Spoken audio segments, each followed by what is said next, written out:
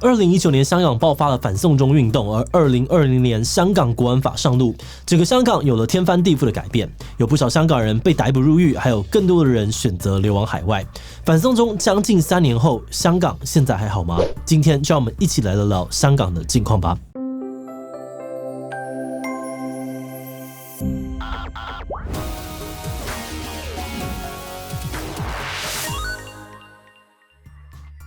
Hello， 大家好，我是志奇。最近香港政府宣布，因为疫情严重，要把原定在下个月举行的特首选举延后到5月才举行。不少人认为呢，香港跟背后的中国政府之所以那么的小心翼翼，是因为这次选举是香港在反送中还有国安法上路之后第一次的特首选举，而在这次选举之后，香港可能正式跨入一个不同的时代。这3年来，从反送中运动到国安法，有超过上千人被捕，不少民众、媒体、企业还有民间组织都不再信任香港政府，不少人选择撤离或者是移民海外。有人说，现在的香港已经进入了没有宣布戒严的戒严，处于人人自危的状态了。那今天我们会帮大家整理过去1年来香港在政治、教育、媒体等等不同领域发生的重大变化，持续的关心香港的状况。不过在开始之前，想要先跟大家推荐一部电影。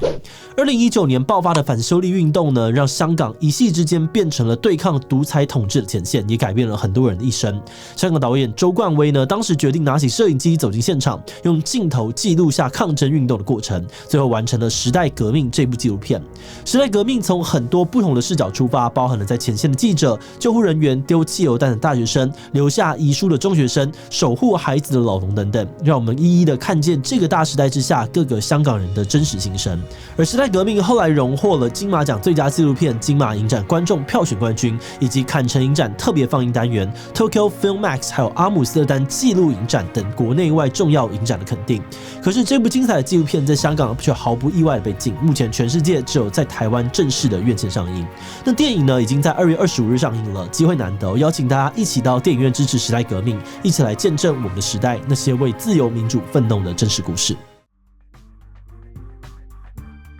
国安法上路之后，首当其冲的就是经常和政府站在对立面的媒体。例如我们之前聊过的香港苹果日报，不但有好几位高层被警方拘捕，财产还有银行账户也被冻结。而在去年6月的时候，这份创办超过半世纪的报纸正式宣告停刊。不到几个月，又有媒体面临了同样的命运。在去年的12月，香港知名的网络媒体立场新闻有7名高层被香港警察以涉嫌串谋发动煽动刊物的罪名拘捕，其中还包含了知名歌手何韵诗。而除了抓人之外呢，立场新闻约2亿台币的资产也被冻结，办公室内的多部电脑还有文件被警方带走。而当天立场新闻就宣布停止运作，遣散所有的员工，连网站的内容也全数下架。苹果日报和立场新闻的遭遇呢，在香港媒体之间引发了寒蝉效应。像在12月，另外一家网络媒体香港独媒新闻宣布解散，而1月2日，多名资深新闻人士创办的众新闻也宣告熄灯。许多资深记者呢，也因此忽然失去了工作，不知道该何去何从。而另外除了香港本土的媒体，还有许多外媒的记者被香港当局拒绝发放或者是拖延工作签证，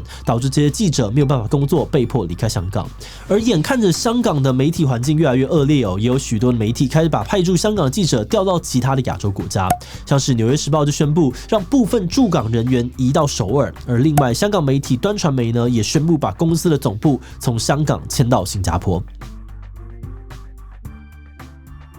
那除了媒体之外，这段时间以来也有很多的公民团体同样面临被政府解散的命运。根据统计2021年的1月到9月，就有将近50个公民团体宣布解散，而其中最有名的是香港的元老级民主运动组织支联会。支联会的全名是香港市民支持爱国民主运动联合会，创办于1989年，也就是中国发生6·4天安门事件那一年。当时支联会以支持民运人士的立场出现，终极目标是结束一党专政，建设民主中国，里面有不少人都是香港民主派的重要成员。而从1990开始，支联会每年的6月4号晚上都会在维园举办烛光晚会来纪念6·4。但虽然有些立场比较偏向于香港本土派，甚至是港独派的人士会质疑支联会太轻重，但是维园烛光会呢，还是香港社运界的年度大事，甚至被国际形容是一国两制的重要指标。因为在中国其他地方是不可能像这样子公开纪念6·4事件的，而烛光晚会的存在象征着香港的自自由与开放。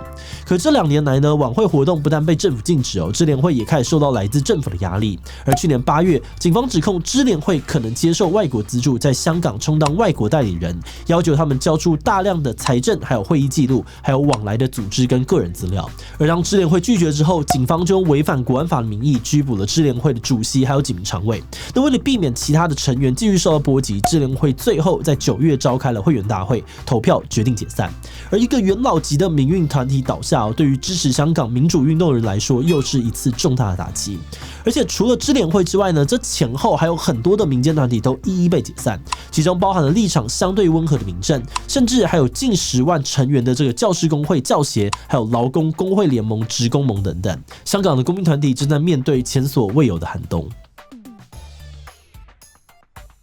而接下来要关注的是香港的大学，在香港的抗争运动里面，大学生一直是很重要的力量，而这股力量后来就引来了香港政府的秋后算账。不只是学生在校内办示威活动被打压，连大学的学生会也被当局视为眼中钉。目前香港8家政府资助的大学院校里面，只有1家的学生会呢能够顺利的当选，而且成功运作。其他大学想要竞选学生会的人呢，也都或多或少被校方打压干扰，甚至有人接到了骚扰电话和死亡恐吓，最后都入阁失败，一一的断桩。而另外一个值得注意的现象是，不只是大学生遭殃，连校园里面的雕像也被对付。比如说，在香港大学校园内有一个高达8公尺的国殇之柱，雕塑出了许多身体扭曲、面容痛苦的人，象征在6·4事件当中被中国当局血腥镇压的死伤者。而雕塑的基座呢，正面还刻上了6·4屠杀老人岂能够杀光年轻人等句子。这个国殇之柱在香港大学摆放了24年早就已经成为了校园地标。而且在每年的6月4号当天，港大学生会也会特别洗刷国殇之柱作为悼念的仪式。但是去年的12月22日呢，港大校方在深夜突袭，把国殇之柱强制拆离，引起了学生的强烈抗议。国殇之柱的创作者高志活呢也发出谴责，强调用艺术来和平的表达意见是应该要保障的基本人权。而校方表示说，国殇之柱因为老旧状况不佳，再加上继续展示可能会造成学校的法律风险，才决定移除。不过国殇之柱被移除之后不久呢，香港中文大学这个民主女神像，还有香港岭南大学的天安门大屠杀浮雕也接连被移除。这2件艺术品呢，也同样是纪念6·4的代表物。许多人认为这代表着香港自由时代终结，对6·4事件的记忆也会慢慢的被抹去。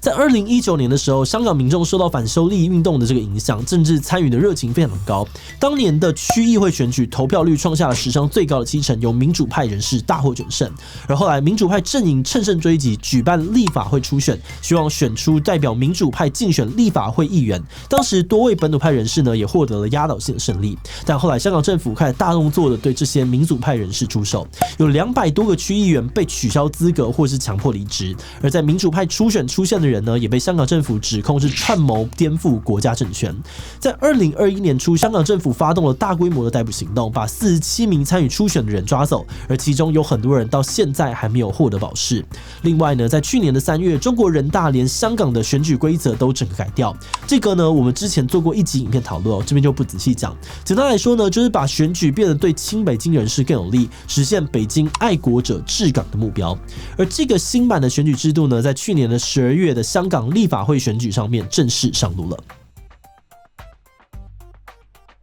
去年12月立法会选举的结果，在总数90席当中呢，有89席由亲中国的建制派人士拿下。可以说建制派已经完全垄断了立法权，代表北京跟香港政府未来如果想要推动比较有争议的法规和政策，都有很大的几率可以快速通过。而外界普遍认为这个选举结果无法代表民意，因为90席当中由人民直选决定的20席，投票率只有 30.2%， 跟上一届相比呢，大幅减少了28个百分点，创下了史上最低投票率的记录。而投票率之所以会那么低主要是因为选举制度被修改之后，候选人在提名阶段就会受到亲中人士的严格审核，再加上国安法上路之后，有许多的民主派人士不是被逮捕就是流亡海外，导致这一届几乎没有任何民主派的人出来选。所以这一次的选举对于选民来说，等于是开打之前就知道结果，尤其对民主派的支持者而言，更没有动力去投票。所以就算香港政府在投票当天还推出了巴士1日免费的诱因，希望大家出来投票，但还是没有办法提升投票率。